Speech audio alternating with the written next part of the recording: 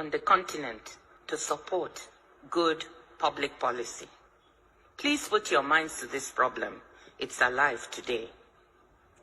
My second example has to do with a very specific one in my country, the cleanup of the fuel subsidy regime in 2012 during my second stint as finance minister.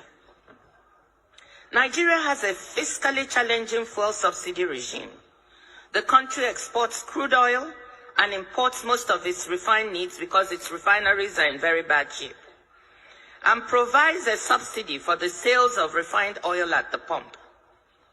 At the end of 2011, a total of 1.73 trillion naira, US $11 billion equivalent, was submitted as claims for subsidies by 143 marketers who were importing the product.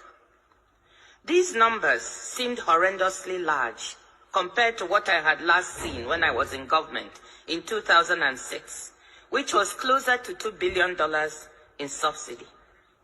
So we decided to audit these claims.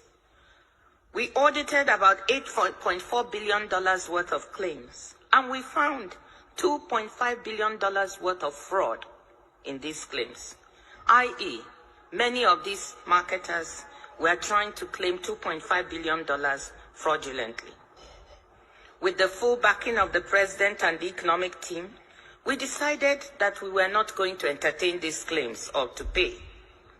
The pressure from the affected marketers was tremendous, as we tried not only to say we would not pay, but also we would clean up the whole mechanism for the subsidy claims and put in place something more transparent, something clearer. This did not go down well with them. When we stuck to our position of non-payment and implementation of the new verification regime, these strong and well-connected vested interests were angered and seemed to blame me personally for this. There were personal consequences. My 83-year-old mother, a retired professor of sociology, was kidnapped by 4 young men and held for 5 days. Keeping her wits about her as she was totally terrified, she asked them why she had been kidnapped.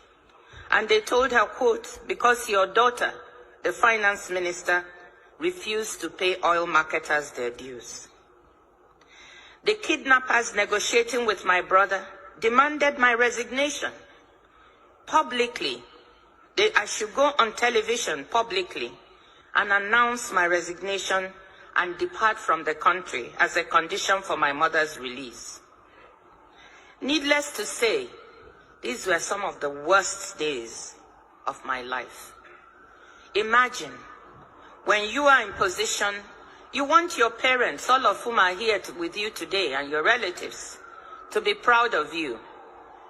You want to be a source of good for your family. You can imagine how I felt sitting there and thinking, just because of trying to do something right, to implement a good bit of policy that was good for the country, this could lead to the taking of my mother's life. These were some of the worst days of my life. With my father's support, the firm resolve of the president, we all decided I should not give in to the blackmailers, and I refused to resign.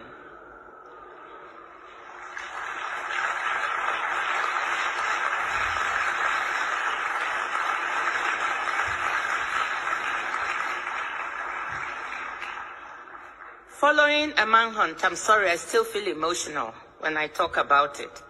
And this story is not really publicly known, so this is probably the first time I'm giving the full details. Following a manhunt for my mother by police and security agencies, she was able to make a dramatic escape after 5 days in captivity, where she had only been given water and half of a sausage roll. So here was a well-justified cleanup and reform of a policy, but implemented in a dangerous reform environment where the losers in the reform, well-entrenched vested interests, decided to fight back to derail implementation. The decision not to resign was a very difficult and risky one. As it turned out, it worked. But there are days I ask myself, on my down days, what if it hadn't? What if they had gone ahead and murdered my mother, as she overheard them planning to do, with one of their handlers on the phone? Could I have justified trading off firmness on policy and standing up to blackmailers, implementing a good piece of public policy for my mother's life? What decision would you have made? Faculty, what decision would you have made?